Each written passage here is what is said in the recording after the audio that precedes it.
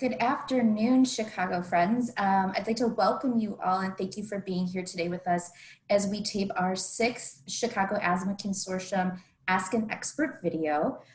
Today's taping is very special in that we're going to do it live for the first time. So we hope you enjoy your experience and participate along with us.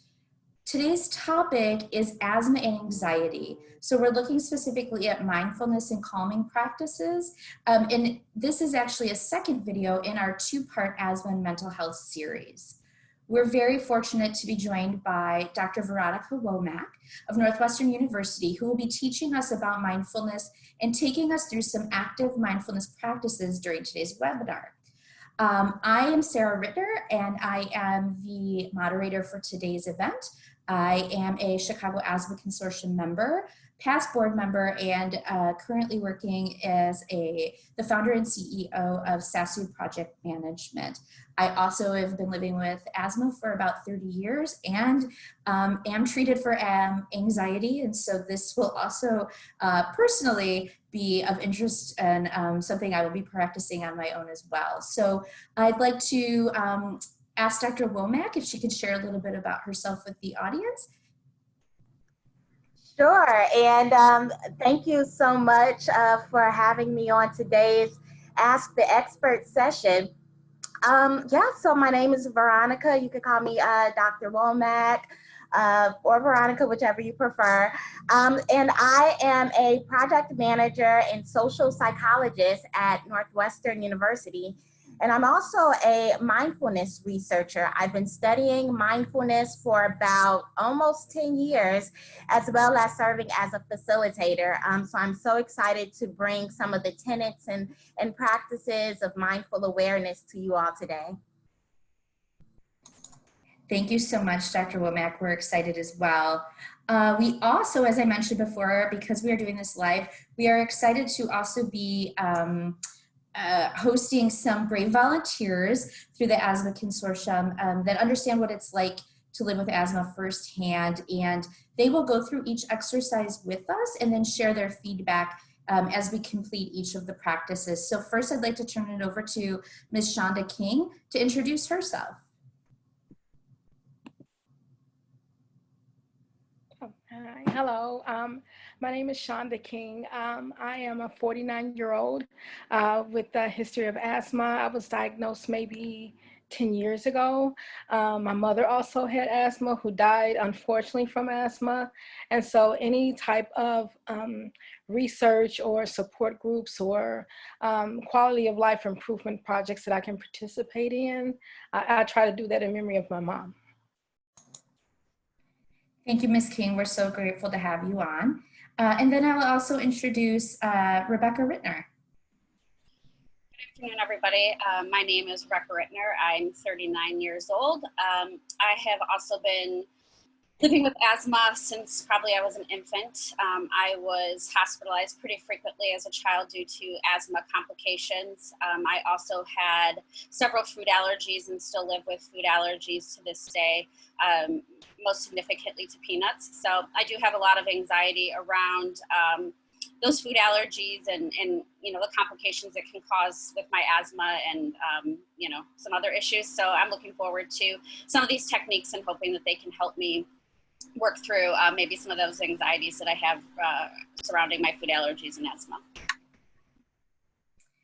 Thank you, Rebecca. And in case folks are wondering, yes, we have the same last name, and yes, we are related. And yes, our mom was very busy raising 2 children with asthma, one who loved peanut butter and one who was deathly allergic to it. So it was a active household in the 80s for the Rittner family. So thank you, Ms. King and Rebecca, Ms. Rittner, for joining us, sharing a little bit about yourselves.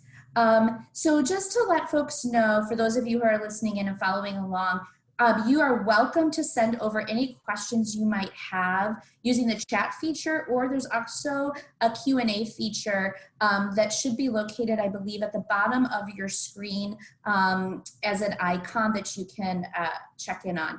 And I will be checking that periodically to kind of be able to share your questions with Dr. Womack or with our participants, Rebecca and Shonda, as things go on. So we'll say goodbye to Shonda and Rebecca for a little bit. And then I'm going to go ahead and turn things over to specifically diving into the content for today's webinar with Dr. Womack.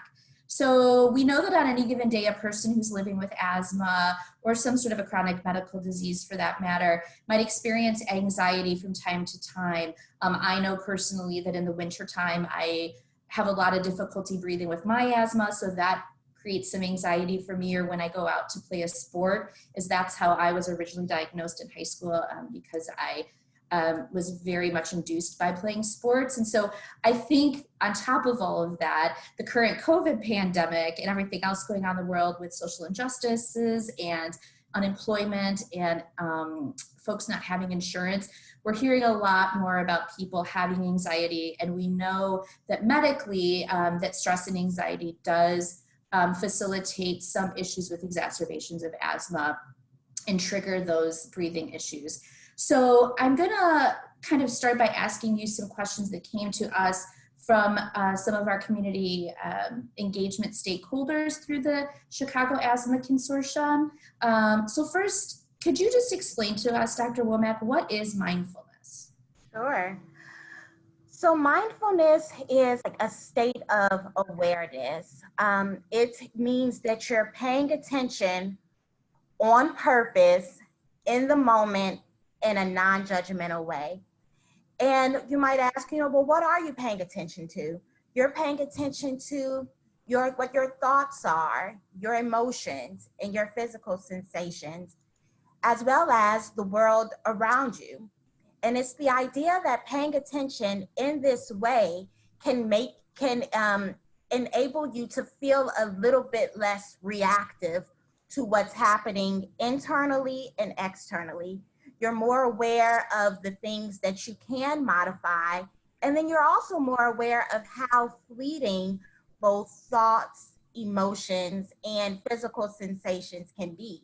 And so in that way, by changing your relationship with these three pieces, you feel a bit more empowered, and you say like, oh, okay, this isn't who I am. This is what I'm experiencing right now. And just by adding that level of like time and temporality to your experience, it's been found to reduce perceptions of stress, improve pain management. And one of the biggest things that mindfulness has been found to do is reduce depressive symptoms and anxiety symptoms, because you're changing your relationship with your thoughts. Recognizing that thoughts and emotions are valuable and important because they inform our behavior. But if we can kind of just shift how we relate to them just a bit, we can feel a bit more empowered and moving forward. And there are several practices that you can do throughout the day that can just bring you back to the present moment, which is what mindful awareness is all about.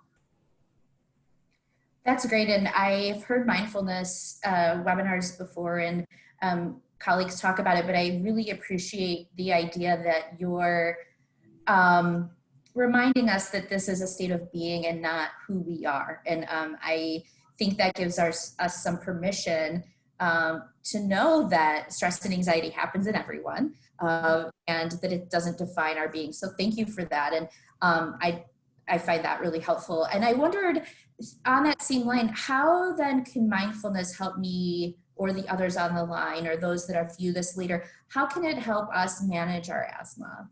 Right. Now, I want to be honest and say that I do not currently have the condition of having asthma. And so what I'm saying is based on research, but it is also speculative. Like, I do not have the lived experience of the individuals on this call in this amazing consortium. So I just want to humble myself and speak from that lens. But it is the idea that if you can find a core, an anchor, whether that be your breath, listening to your heart, seeing something outside of yourself, paying attention to a cloud, paying attention to what's right in front of you, sensing the sensations on your skin. Like these are all things that can bring you back to the moment so that we don't become fixated on what may not actually be happening currently. And so, I mean, I'm imagining that sometimes just the panic of the possibility of having an attack, right, could cause your thoughts to kind of spiral and go in different directions. And it's the idea of what if we could have these practices that could just kind of slow down our process a bit, and perhaps we may be feeling an anxiety or an asthma attack, but it's the idea that if we're always in the present moment, you're more aware of what your body is telling you, what these honest, very real signs are that you're starting to shift physiologically, and that we need to bring awareness to that. And so it's almost like the idea of like, how can you become, if you're always in the moment and present to what is and what you're feeling, what your emotions are, then you can also notice when there's been a shift, typical, or how you want to feel. And it's like you can say to yourself, self-talk is big. I'm a psychologist too, right? So you can say, okay, you're becoming this objective witness to your own experience. And there's something really powerful about, it's like if you can label what you're seeing or what you're feeling, it's like if I can label it, then that must not mean that I am it, right? So it's like, all right, what do I need to do to ground myself, to nourish this level of stillness, maybe to nourish a level of movement? Say, okay, I'm okay. Or wait a minute, something needs to be addressed. But if we're so much in the mindset of go, go, go, move, right? Meaning that we may not necessarily be in tune with what's happening right now, you might miss those cues, right? And so I think that that's a way that some of the mindfulness practices that we'll discuss today could be helpful. Plasmatics. Oh, excuse me. Yeah. And I would, maybe I'm bold in saying this, Dr. Womack, and you could correct me, but for those folks that have only seen mindfulness as kind of meditation or sitting in a dark room with your legs crossed, all of that, could I be so bold as to say that even when we were younger and we were told to count sheep, that would have been mindfulness, because we were trying to envision sheep, like thinking that must have been the first wave of mindfulness. Absolutely, because like I said, mindfulness is all about how you're paying attention. If you notice how you're paying attention to something, or that you're paying attention to something in a different way from how you were paying attention to it before, that's an act of being mindful. Because you even, some people can say like, oh, it's hard for me to concentrate, it's hard for me to stay awake when I'm meditating. It's even the idea of like the awareness of how challenging it is for you. It's like, good. That is an act of mindfulness. Now bring your thoughts, if you can, gently bring your thoughts back to your attention back to what you initially wanted to focus on. But a lot of times mindfulness is the act of coming back to where you want to be, even the realizing that you're thinking something different, or that there is a shift. That too is being mindful because you're aware of it. That's great. And I think this kind of piggybacks on my next question, kind of how, when, where can folks practice mindfulness techniques? Oh, everywhere. Anytime, right? Right.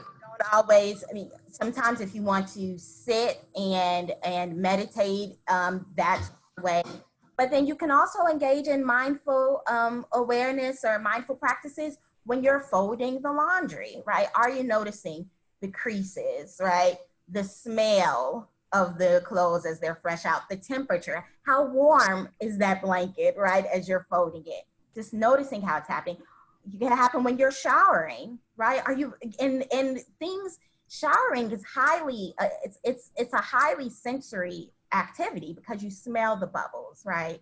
You see the bubbles, you see how all the bubbles aren't exactly the same. You see how if you leave the bubbles on your hand, it doesn't end up looking the same as it looked maybe 5 seconds ago, 2 seconds ago.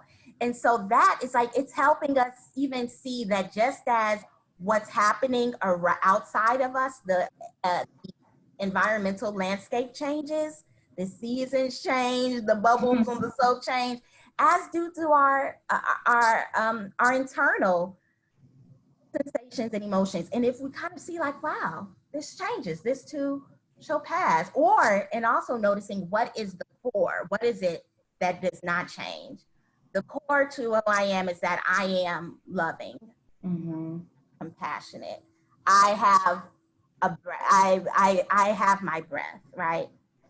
I have my love for being a wife, right? My kids, like these are things that are real and core, right? And it's like, and it helps us kind of see like, okay, what are things that change and what are things that are just core? And my core being is that like, I am whole. Right. Inherently, I like a mindful practices because it reminds you that like, these are tools that are internal that you can tap into if you believe and kind of nurture these things and practice them. Yeah. That's great. That's great. These have been really helpful questions and answers. So thanks to our community of folks that wrote in and gave us those ideas and things to ask of you, Dr. Womack. Now I'm just going to remind folks, we're going to move into the practices and techniques that might be helpful to us in getting mindful and calm to start our weekends for those of you that are participating live. Today's Friday. And then to our audience, thank you all for joining again. And then just remember to please use the chat feature or the Q&A box if you have any questions, and I'll keep an eye on that while Dr. Womack leads us through our first practice. So I'm going to go ahead and turn it over to you, Dr. Womack, to get started. Thank you, Sarah. All right, well, one piece about mindfulness is, getting in tune with your body. What is your body saying to you right now? Even the idea of giving yourself a little stretch is like your own personal massage, right? Tend to your body. So now if we could just, however you would like your feet to be placed, whether you're sitting crossed or if you want to have your feet on the ground, I'm just going to guide us in a gentle stretching exercise. And one piece about becoming in tune with your body in a mindful way is focusing on your breath. And how does your breath feel? How does it feel to breathe into these various movements? So let's just find that core and inhale. We could just move our arms and stretch as if we're trying to hug the sun. Inhale, and then exhale as we're coming back down. Inhale, stretching your arms. And as we're at the apex, just give yourself a little shoulder back. Move your shoulders up. Move your shoulders back. And as we're exhaling, come on back down. Now let's move our ear to our right shoulder. Breathing. Now let's move our left ear to our left shoulder. Inhale, exhale. And now just a neck rotation. Feels good, right? For some of us who've been working from home and having to sit in the same place, just rotate that neck. All right. Thank you for stretching with me. And just becoming in tune with like, oh, there was a little crank right there. And to just extend that, it felt kind of nice. So now, I'd like us to stay in this open space. We've already expanded our chest, expanded our arms, And now I want us to kind of think about openness in relation to being interconnected. Think about openness in a very relational way.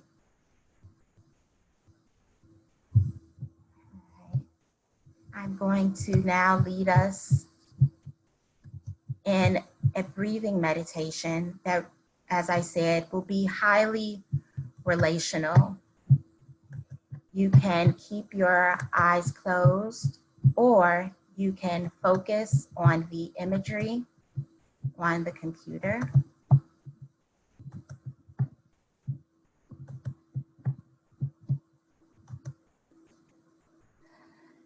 And as you're breathing, let's breathe this thought into yourself. You're breathing in compassion. And now let's breathe out compassion to the rest of the world.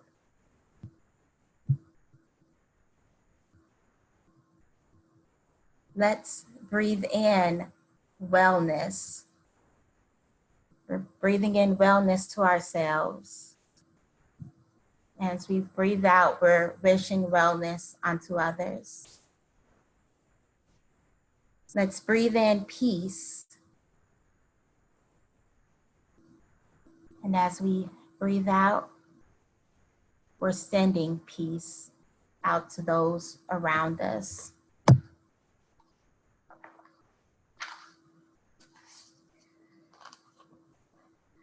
Now, I'd like you to imagine yourself sitting in the center of a circle made up of the most loving beings you've ever met. Or perhaps you've never met them, but you've been inspired by them. Maybe they exist now, or they've existed historically, or even mythically. That's the circle. And there you are in the center of it. It's a circle of love. You can experience yourself as receiving this energy, the attention, the care, the regard of all of these beings. Silently repeat whatever phrases are expressive of what you would most wish for yourself, not just for today, but always. Phrases that are big, that are open.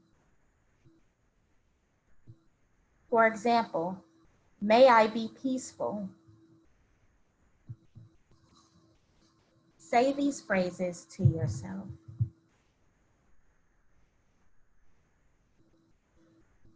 You don't need to do anything special to deserve this kind of acknowledgement and well wishes that this circle is sending to you. It comes simply because you exist. You can allow that quality of compassion and love to flow right back out toward the circle and then toward all beings everywhere, so you can transform what you receive into giving. Right. So I'm going to stop the video and ask if our participants could come on the line and just kind of see what that exercise was like for you. And by what was it like for you? What was the experience? How did your body feel? Your emotions, your thoughts? I can start. It definitely felt relaxing. As you stated, I have been working from home, and so doing some of those stretches and just releasing some of that tension, was very helpful. It's just those little things, just like moving your neck around, lifting your arms, doing all that. It's amazing how just those little manipulations can release so much tension and stress. as my sister can attest, I travel quite frequently for work and pleasure, and I'm not a big fan of flying. And some of it is because of the asthma and food allergies, just knowing that I'm stuck in a tube. If something happens to me, what do I do? So I actually do try to implement some of the breathing techniques and thinking like positive thoughts, or, envisioning something like you've mentioned. And, it is very helpful. And so, I found this exercise very rewarding, and already feel a little bit of tension has been released. So thank you. Thank you. For me, when I relax and I do deep breathing, professionally, I'm a social worker. So I do help many of my patients and clients sort of de-stress at the end of the day during the clinic visit, when they're given information that's stressful. So I try to help them breathe, think positive thoughts, but I never do that for myself. So you have to have self-healing and self-awareness. For me, I couldn't watch the video because I love dolphins. So it was distracting. So I had to close my eyes and just be in the moment, totally quiet in my house, and just release and relax and just think positive thoughts. When I close my eyes and I deep breathe, I'm concentrating on what is the next task? What do I have to do? Should I do this first? But with this exercise, it's calming. Don't think about those tasks. Think about being centered and breathing and relaxing and letting go of stress, not thinking about stressful things. And that is what it helped me do for the moment. Thank you for that. And I want to acknowledge that YouTube video, it was from the Meditation Relax music channel station on YouTube. And then also the meditation I gave was a modification of the Circle of Loving Kindness from Real Happiness by Sharon Salzberg. Okay, so now let's transition and think a bit about, we've been thinking about like our focusing on emotions, but now we're going to do another shift. So I'm going to share my screen again and also my video.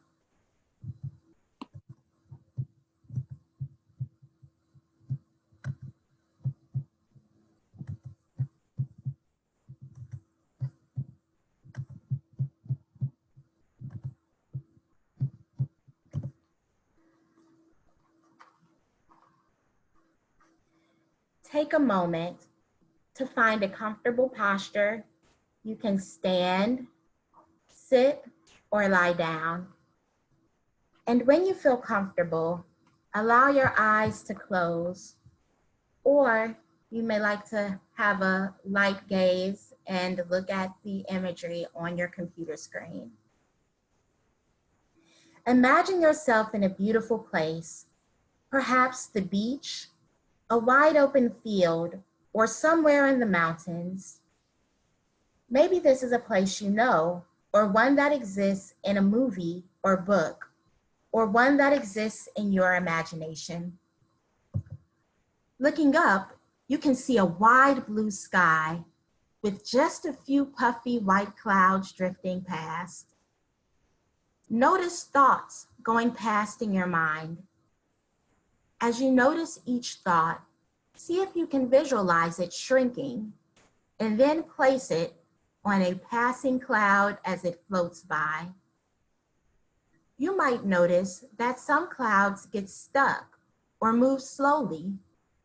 Others sail by more quickly on the air currents, and some change their shape or size, but all of them eventually pass and drift away in the sky. If they get stuck, you can even try breathing out to gently push the clouds onward. Take time to just notice your thoughts and feelings, placing them on a cloud and letting them drift away on your breath.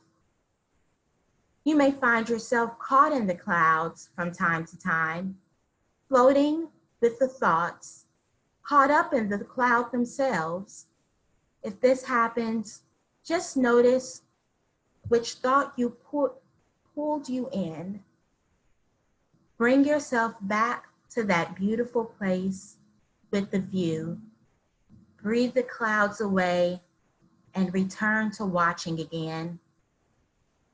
Take time to watch your thoughts and feelings, big and small, happy and sad, as they rest on the clouds and eventually float away. As you finish, remember that all your thoughts and feelings will eventually pass. If your eyes have been closed, please gently come back to the room or refocus your gaze. All right. So that was a meditation called Clouds in the Sky. And it was modified from the book Growing Up Mindful by Christopher Willard. And that imagery was from the eRob3 YouTube station.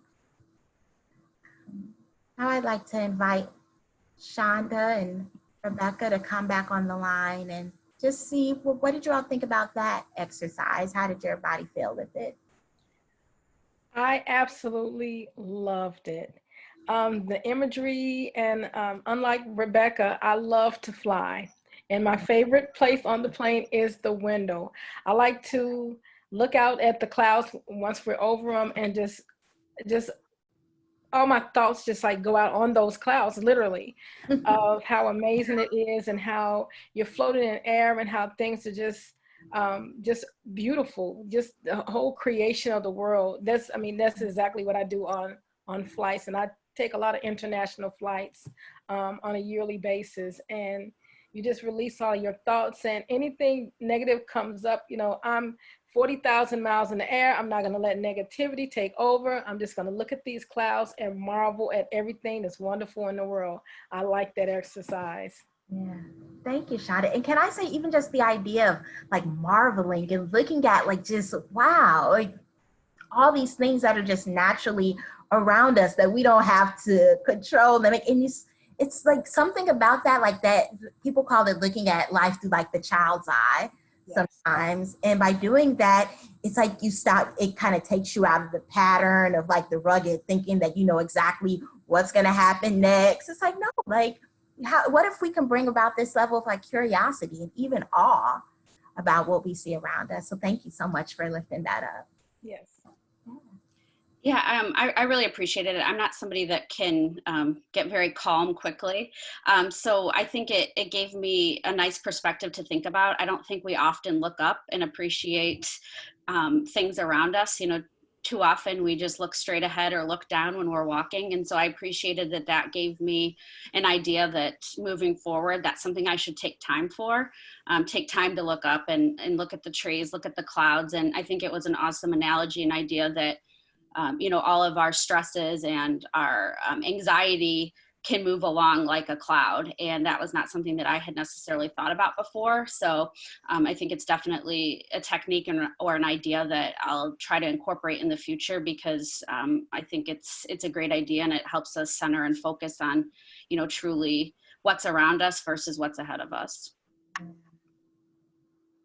love that. Thank you, Rebecca. What's around us instead of what's ahead, because what's around is what is, right? That's the present. Mm-hmm. Thank you.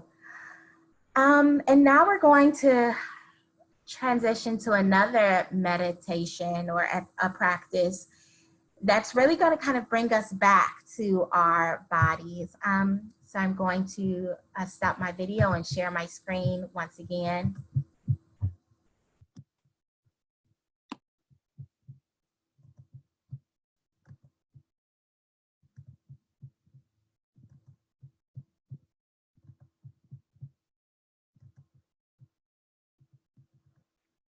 And you can feel free to close your eyes or focus on the imagery on your screen.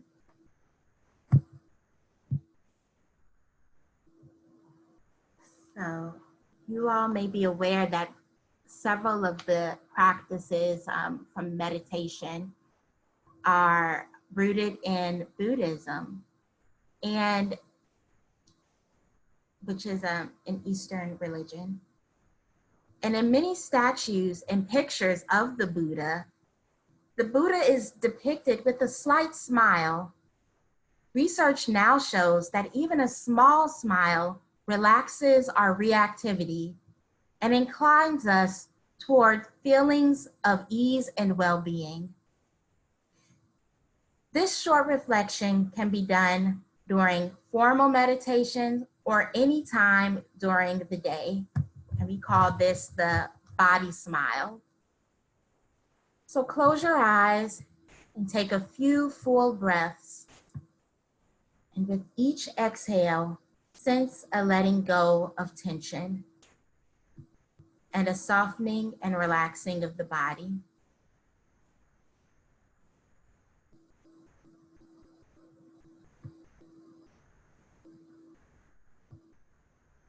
Imagine a smile spreading through your eyes, gently uplifting the corners and softening the flesh around them. Feel a real yet slight smile at the mouth, and also sense the inside of the mouth smiling. Relaxing the jaw, notice the sensations that arise through the mouth and cheek area. Imagine smiling into the heart. Sense the smile spreading through the heart and chest, creating space for whatever you might be feeling. Allow the sensations and feelings in the heart area to float in this tender space. Imagine smiling into the navel area, letting the curve of a smile spread through the belly, softening any tension there.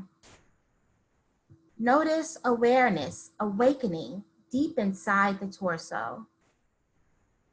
Now imagine the atmosphere of a smile enlarging to include your whole body. Take a few more full breaths, sensing the aliveness that fills your entire body, held in the openness of a smile. Feel this sense of aliveness and openness.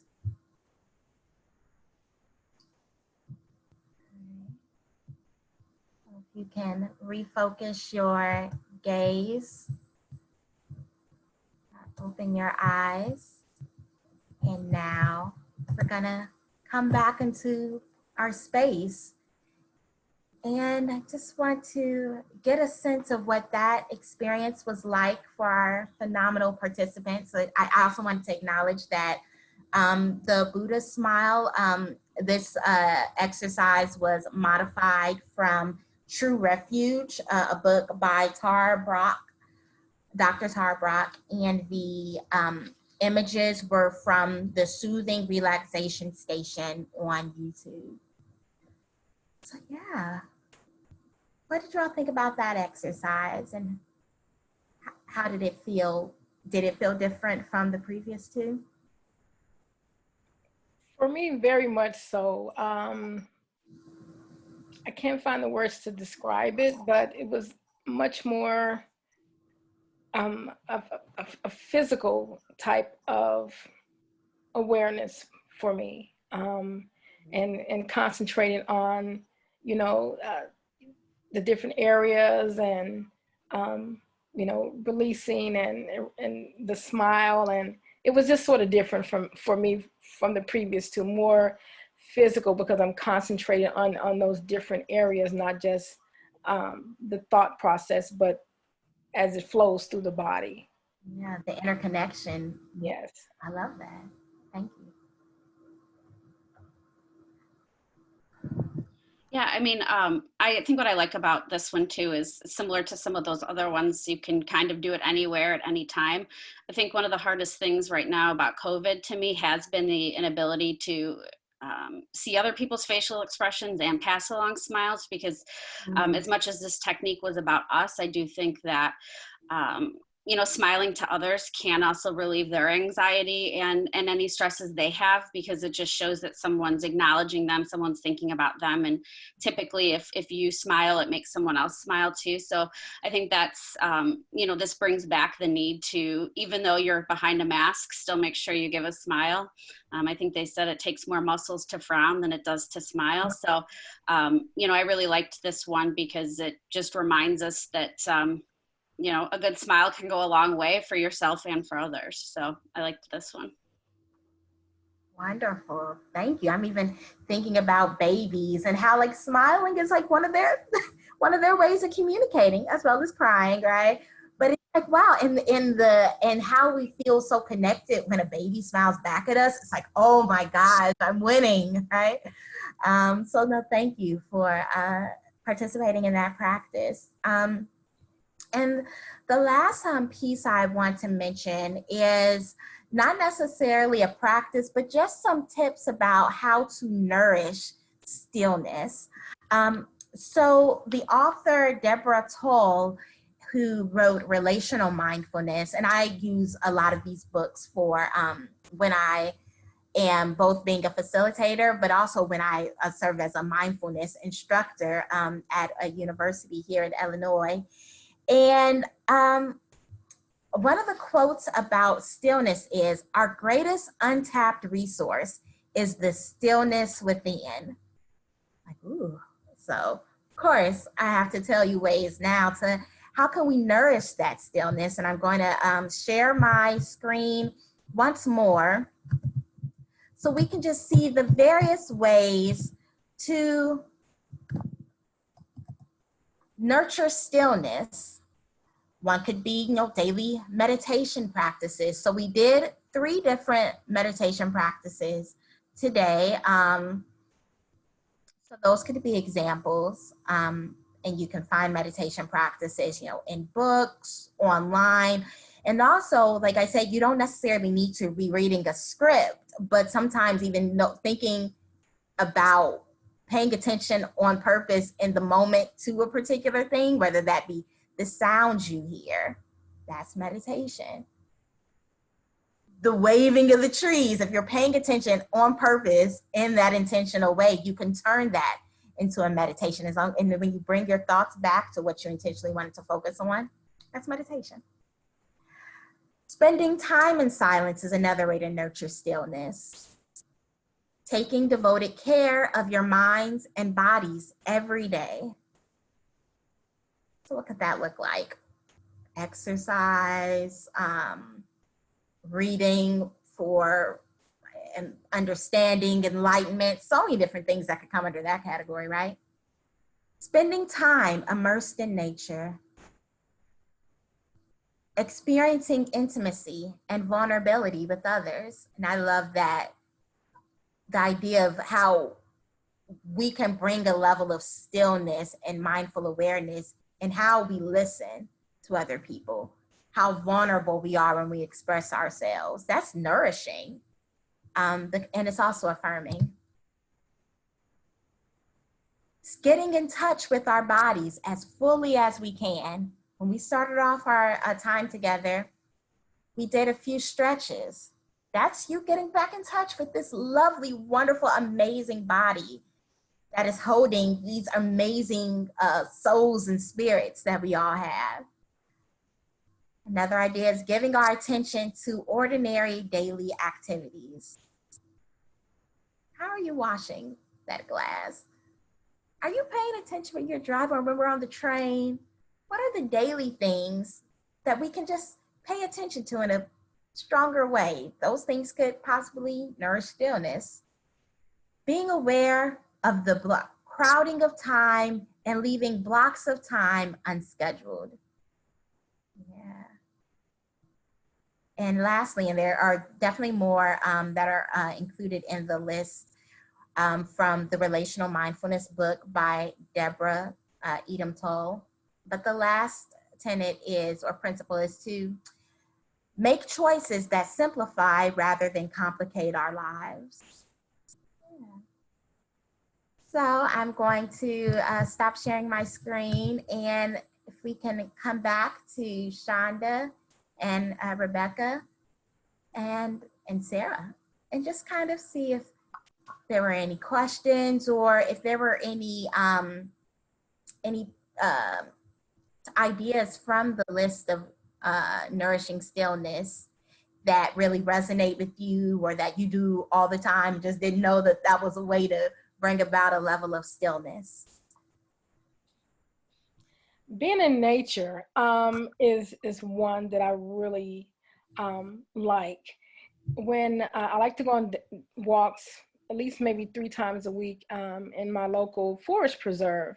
And I'm not a big bird watcher, but recently I have, because I started to look up and not just at the planes that I can't ride anymore because of COVID, but just looking at birds and discovering just nature. I told my best friend, I said, I think I saw an eagle. She was like, there are no eagles near the airport. I was like, I think I saw an eagle. But just being with nature and hearing the wind blow and just walking and the breeze and the trees and just releasing yourself and just letting go of all thoughts. Being in nature is such a wonderful thing for me. I wish that I was in much better shape so I can take hikes in a mountain, but because I think I would like that. But just being in the park and just walking and giving that eye smile to people, even when you have the mask on, like, hi. Those things just really makes you feel good. Yeah. I feel good just listening to you talk about it. Thank you, Shonda. Thank you. Yeah, I can't remember exactly what the last bullet point said, but it resonated with me because something that I always kind of, one of my mantras is work smarter, not harder. And, I think that doing that is mindfulness, because a lot of times people think that the harder they work, the more rewarding or the better they'll feel. And typically it comes with a lot of stress and anxiety. So, one of those things that, I kind of always say is work, smarter, not harder. And I think that along with that is the, work hard to play hard. So I think it just reminded me a lot of these, things that were up there is just to live in the moment. I think so much of what we do, we live for the future or to think ahead. And if anything, a lot of these techniques have also taught me that I need to be more mindful of the now versus the thinking ahead. And I think by doing that, I can release some of my anxieties, just with life as well as with my medical issues. So that's what I really appreciated about the exercises, along with, some of those ideas that you put up on screen. Thank you so much, Shonda and Rebecca. And I want to just also let folks know just some comments from those online, and please, attendees, continue to share your feedback as well. I had someone that said that the body smile made them feel a gentle lift of various parts of their body. So it kind of released the tension and gravity throughout the body by doing the smile. We also had someone that mentioned that by doing some of this work immediately while watching this video, they automatically started to feel, it forced them to do it right now versus saying kind of, oh, tonight before I go to bed, I'll do some mindfulness, or when I'm done with this phone call, I'll do some mindfulness. The idea that you could just kind of do it and have immediate